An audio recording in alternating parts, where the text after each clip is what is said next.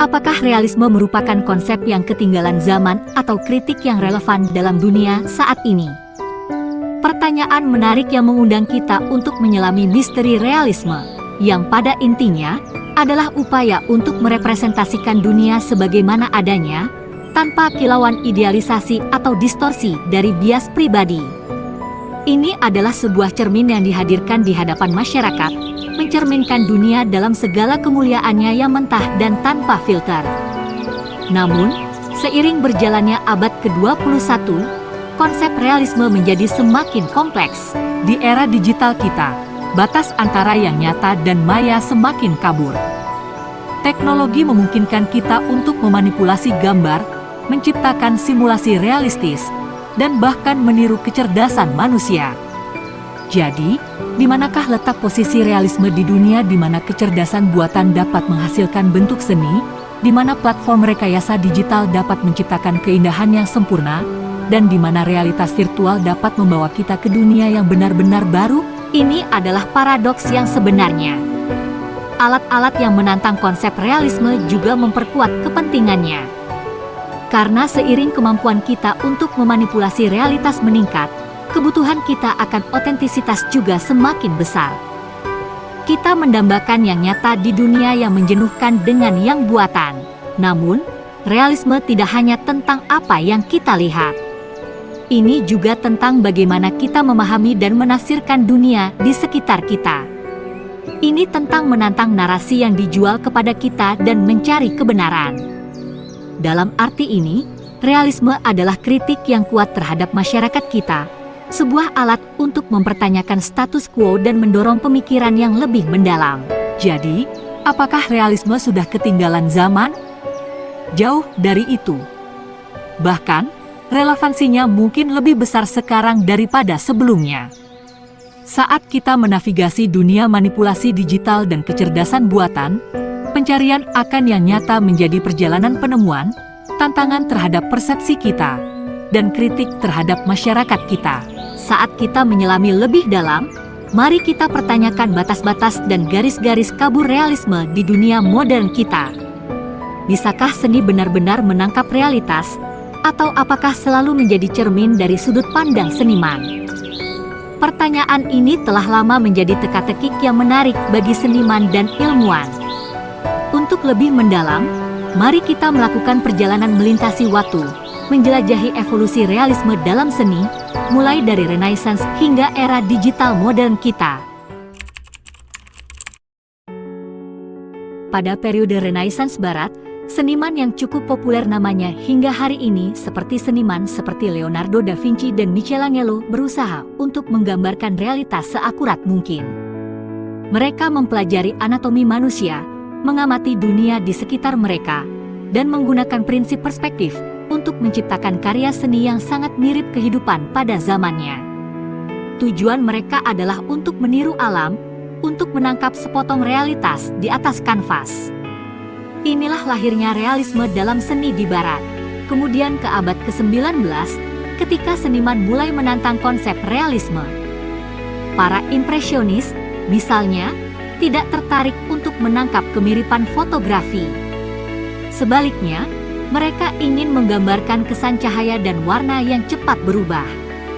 Mereka menunjukkan kepada kita bahwa realitas bisa bersifat subjektif, dipengaruhi oleh persepsi dan pengalaman kita. Abad ke-20 membawa pergeseran lain dengan munculnya seni abstrak. Seniman seperti Picasso dan Kandinsky mulai menjauh dari representasi literal realitas. Sebaliknya, mereka mewakili realitas dengan cara yang tidak segera dikenali, menggunakan bentuk, warna, dan bentuk untuk mengekspresikan pengalaman dan emosi batin mereka. Hari ini, di era kreator digital dan realitas virtual, konsep realisme telah diperluas lebih jauh. Seniman sekarang dapat menciptakan dunia yang hanya ada di ranah virtual, namun terasa luar biasa nyata. Mereka dapat memanipulasi gambar, merusak perspektif, dan bermain dengan substansi realitas itu sendiri. Kreasi digital ini menantang pemahaman kita tentang apa yang nyata dan apa yang dibayangkan, semakin membingungkan batas antara seni dan realitas. Jadi, kita melihat bahwa interpretasi dan representasi realisme dalam seni telah berkembang secara signifikan seiring waktu. Dari gambaran harfiah Renaissance hingga kesan subjektif impresionis, dari ekspresi abstrak abad ke-20 hingga kreasi virtual saat ini, setiap era telah menawarkan sudut pandang unik tentang realitas. Seni, kemudian, menjadi sebuah cermin, mencerminkan bukan hanya realitas, tetapi juga persepsi dan interpretasi kita terhadapnya.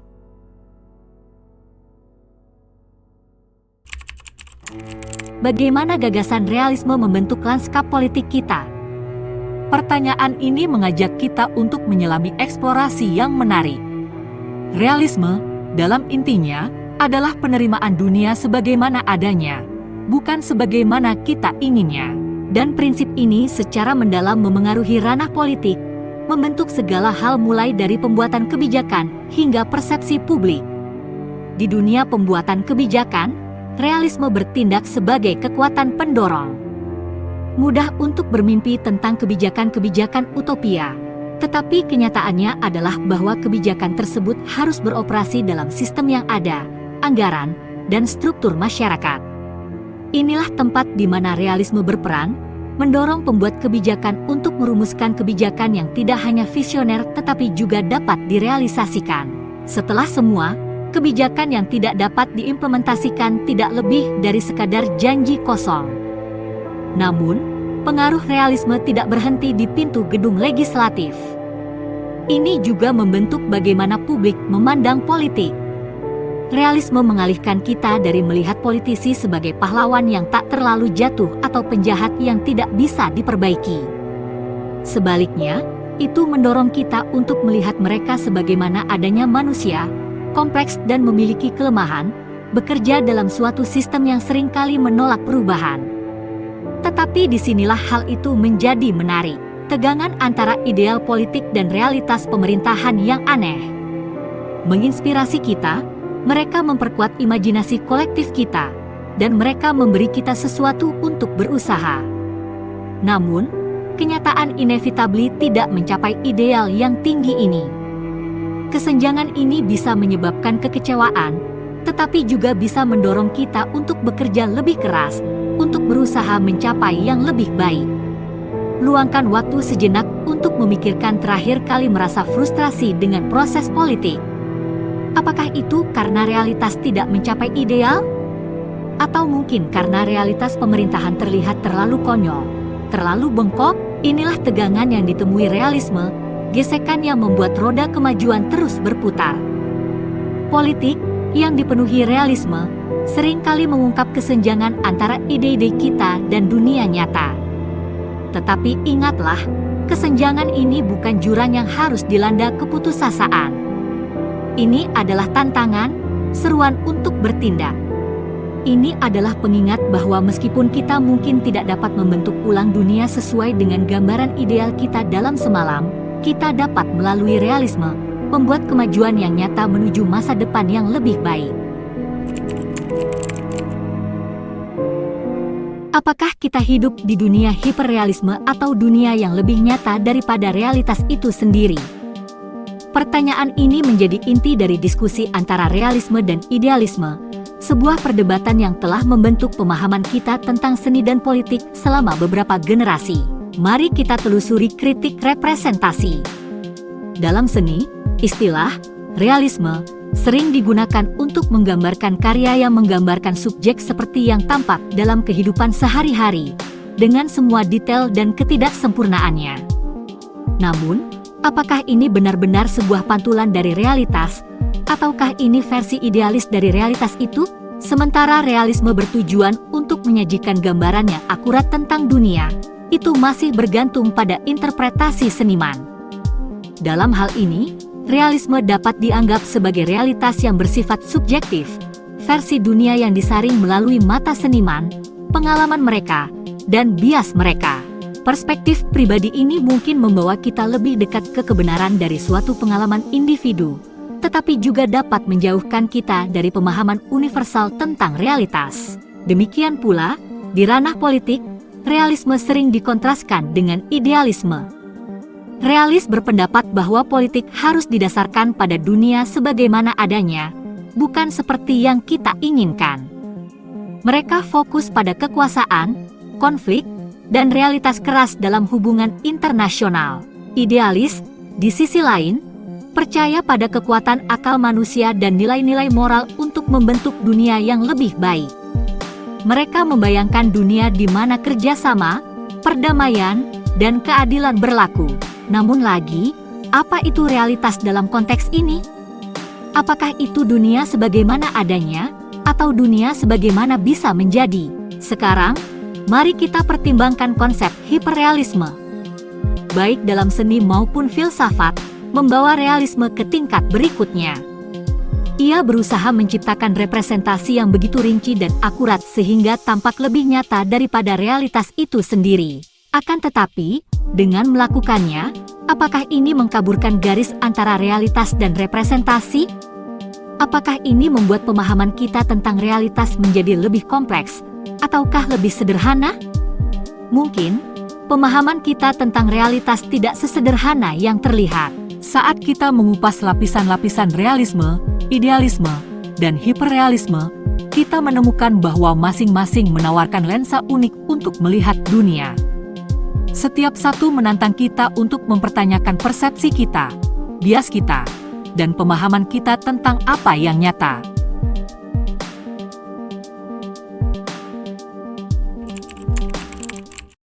Apakah realisme sebuah paradoks di dunia terdigitalisasi atau hanya sebuah perspektif yang membutuhkan pemahaman yang lebih dalam? Pertanyaan ini tidak semudah yang mungkin terlihat. Saat kita menyelami inti permasalahan, kita mendapati diri kita terjebak dalam jaringan kompleksitas. Wacana yang telah kita navigasi di sini ini mencoba mengungkap keluasan dan kompleksitas realisme dalam konteks saat ini. Kita telah melakukan perjalanan dari periode Renaissance, di mana realisme merupakan cara untuk menangkap dan menggambarkan dunia seakurat mungkin, hingga era saat ini, di mana realitas virtual menantang persepsi kita tentang apa yang nyata dan apa yang tidak.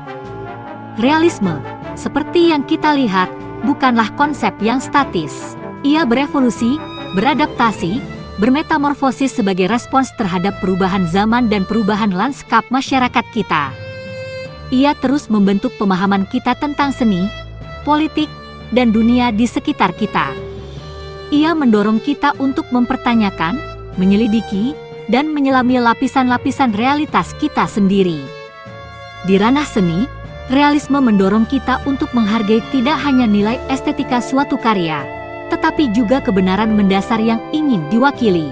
Dalam politik, realisme mendorong kita untuk melihat melampaui permukaan, memahami dinamika kekuasaan, dan implikasi dunia nyata dari kebijakan dan keputusan. Namun, di dunia kita yang terdigitalisasi, di mana garis antara yang nyata dan virtual terus kabur, realisme dapat terasa seperti sebuah paradoks. Bagaimana kita menentukan apa yang nyata di dunia yang semakin dimediasi oleh layar? Bagaimana kita membedakan antara yang otentik dan yang dibuat-buat ketika teknologi digital memungkinkan kita memanipulasi dan mengubah realitas kita? Jawaban atas pertanyaan-pertanyaan ini jauh dari sederhana. Memerlukan pemahaman yang lebih dalam, kesediaan untuk berinteraksi dengan kompleksitas realitas yang kita bangun. Saat kita melalui kerumitan dunia kita, mungkin bukanlah tentang membedakan yang nyata dari yang tidak nyata, melainkan memahami lapisan-lapisan dan nuansa realitas yang kita konstruksikan.